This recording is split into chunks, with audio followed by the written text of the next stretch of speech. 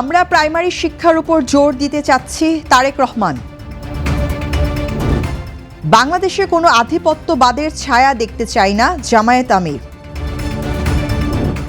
দাড়িপাল্লায় যারা ভোট চাচ্ছে তারা স্বাধীনতার বিরোধী, মির্জা ফখরুল। গাজা পুনর্গঠনে 1.5 শতাধিক আকাশচুম্বী ভবনের পরিকল্পনা, ট্রাম্পের জামাতার। বিশ্বকাপে বাংলাদেশের বদলে স্কটল্যান্ডকে নিল আইসিসি। শুভ সন্ধ্যা, স্বাগত জানাচ্ছি বাংলাদেশ প্রতিদিন সংবাদে। সাথে আছি আমি অনন্যন্তী। এতক্ষণ শুনছিলেন সংবাদ শিরোনাম, এবারে জানাবো বিস্তারিত। স্যান্ডেলিনা সো, রূপচর্চায় আভিজাত্য। শিশুদের সঠিক শিক্ষা প্রদানের জন্য প্রাথমিক বিদ্যালয়ের শিক্ষকদের অনেক বেশি যোগ্য ও দক্ষ করতে চান বলে জানিয়েছেন বিএনপির চেয়ারম্যান তারেক রহমান। তিনি বলেন, সামাজিক মূল্যবোধ নিয়ে কিন্তু স্কুলে শেখাতে হবে। এজন্য আমরা প্রাইমারি শিক্ষার উপর জোর দিতে চাচ্ছি। নতুন নতুন 4তলা 5তলা স্কুল বানানো না, বরং আমরা ওই বাজেট দিয়ে প্রাইমারি শিক্ষকদের আরও যোগ্য ও প্রশিক্ষিত করতে চাচ্ছি। তাদের ট্রেনিং দিতে চাচ্ছি, যে ট্রেনিংটার মধ্যে একাডেমিক ট্রেনিং থাকবে, একই সাথে সামাজিক এবং ধর্মীয় যে মূল্যবোধ আছে এই বিষয়গুলো বাচ্চাদের শেখাতে হবে। শনিবার রাজধানীর গুলশানে বিচারপতি শাহাবুদ্দিন পার্কে জাতীয় রিলস মেকিং প্রতিযোগিতার বিজয়ীদের সঙ্গে একান্ত আলাপকালে এসব কথা বলেন তিনি। এ সময় সাইবার বুলিং প্রসঙ্গে তিনি বলেন, ছোটবেলা থেকে শিশুদের ন্যায় অন্যায় ও সঠিক ভুল শেখাতে পারলে ভবিষ্যতে এসব সমস্যা কমে আসবে। অনুষ্ঠানের শেষ অংশে তারেক রহমান ঢাকার যানজট নিরসনে রাজধানীর বাইরে স্যাটেলাইট শহর গড়ে তোলার পরিকল্পনার কথাও জানান।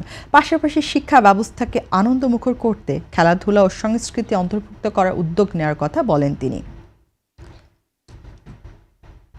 বাংলাদেশে কোনো আধিপত্যবাদের ছায়া দেখতে চান না বলে মন্তব্য করেছেন বাংলাদেশ জামায়াতে ইসলামের আমির ডাক্তার শফিকুর রহমান। তিনি বলেন, জামায়াত আল্লাহ ছাড়া কাউকে ভয় করে না এবং দেশের স্বাধীনতা ও সার্বভৌমত্ব রক্ষায় আপোষহীন থাকবে।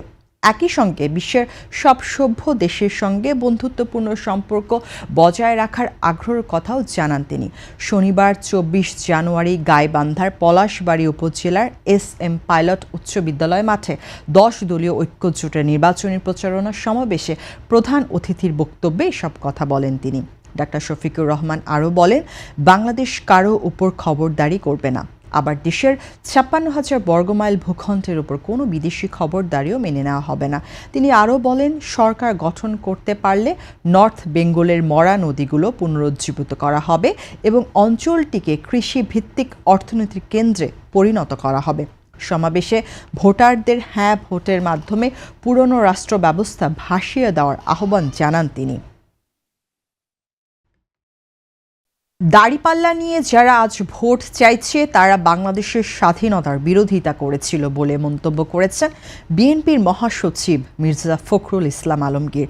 তিনি বলেন, মুক্তিযুদ্ধের সময় এসব শক্তির কারণে মানুষকে বাড়িঘর ছেড়ে পালাতে হয়েছিল এবং লুটপাটের শিকার হতে হয়েছিল। শনিবার ঠাকুরগাঁও সদর উপজেলার আউলিয়াপুর ইউনিয়নে নির্বাচনী গণসংযোগে এসব কথা বলেন তিনি। মির্জা ফখরুল বলেন, বিএনপি ক্ষমতায় এলে দেশের শান্তি ও নিরাপত্তা নিশ্চিত করা হবে এবং সংখ্যালঘু সম্প্রদায়ের কোনো ভয় থাকবে না। এদেশে মুসলমান ও হিন্দু সবাই সমান অধিকার ভোগ করবে। ৭১-এর যুদ্ধের কথা স্মরণ করে তিনি বলেন, অস্ত্র ধরেই বাংলাদেশ স্বাধীন হয়েছে এবং এ স্বাধীনতা কেউ উপহার দেয়নি। হিন্দু সম্প্রদায়ের পাশে থাকার অঙ্গীকার পুনর্ব্যক্ত করে তিনি বলেন, এবার আমাদের সামনে সঠিক সিদ্ধান্ত নেওয়ার সুযোগ এসেছে। ধানের শীষে ভোট দিন। যারা স্বাধীনতার পক্ষে কথা বলে, যারা ফ্যামিলি কার্ড, কৃষি কার্ড, স্বাস্থ্য কার্ড এবং আইন শৃঙ্খলার কথা বলে, তাদের হাতকে শক্তিশালী করুন। এবার আন্তর্জাতিক। গাজা উপত্যকার যুদ্ধোত্তর পুনর্গঠনে একটি উচ্চাভিলাষী মাস্টার প্ল্যান উপস্থাপন করেছেন মার্কিন প্রেসিডেন্ট ডোনাল্ড ট্রাম্পের জামাতা ও উপদেষ্টা জারেড কুশনার। সুইজারল্যান্ডের দাভোসে বিশ্ব অর্থনৈতিক ফোরামের মঞ্চে তিনি বলেন, গাজার পুনর্গঠনের জন্য একটি নির্দিষ্ট পরিকল্পনা রয়েছে এবং এর কোনো বিকল্প নেই। কুশনার জানান, পরিকল্পনাটি বাস্তবায়নে ব্যর্থতার দায় হামাসের উপর বর্তাবে যদি তারা নিরস্ত্রীকরণের সম্মত না হয়। প্রস্তাবিত পরিকল্পনা অনুযায়ী গাজার সমুদ্র উপকূল জুড়ে একটি কোস্টাল ট্যুরিজম জোন গড়ে তোলা হবে, যেখানে প্রায় 180টি আকাশচুম্বী ভবন নির্মাণের কথা রয়েছে। পাশাপাশি সমুদ্র বন্দর, বিমানবন্দর এবং 2টি নতুন শহর নিউ রাফা ও নিউ গাজা নির্মাণের পরিকল্পনাও রয়েছে। কুশনার আরও জানান, বিভিন্ন দেশ ও বেসরকারি বিনিয়োগকারীদের অর্থায়নে 2 থেকে 3 বছরের মধ্যে এই প্রকল্প বাস্তবায়নের লক্ষ্য নেওয়া হয়েছে। এবারে জানাবো খেলার সংবাদ। বাংলাদেশের পরিবর্তে 2026 টি20 বিশ্বকাপে খেলবে স্কটল্যান্ড। ক্রিকেট ভিত্তিক ওয়েবসাইট ক্রিকবাজ দাবি করছে এরই মধ্যে সেটা নিশ্চিত হয়ে গেছে। যদিও এখনও আইসিসির আনুষ্ঠানিক ঘোষণা আসেনি। আসন্ন টি20 বিশ্বকাপটি অনুষ্ঠিত হবে ভারত ও শ্রীলঙ্কায়। বাংলাদেশের পরিবর্তে আইসিসির সহযোগী দেশ স্কটল্যান্ডকে নেওয়া হবে এমন আলোচনা কিছুদিন ধরেই চলছিল। আন্তর্জাতিক ক্রিকেটের নিয়ন্ত্রক সংস্থা বাংলাদেশকে ভারতে খেলার বিষয়ে তাদের অবস্থান পর্যালোচনার জন্য সময় দিয়েছিল। তবে বাংলাদেশ তাদের সিদ্ধান্তে অটল। নিরাপত্তার শঙ্কা থাকায় ভারতের মাটিতে তারা কিছুতেই খেলবে না, যার ফলশ্রুতিতে বিকল্প দল বেছে নিচ্ছে আইসিসি। এই পরিবর্তনের ফলে স্কটল্যান্ড প্রাথমিক পর্বে গ্রুপ সিতে জায়গা পেয়েছে।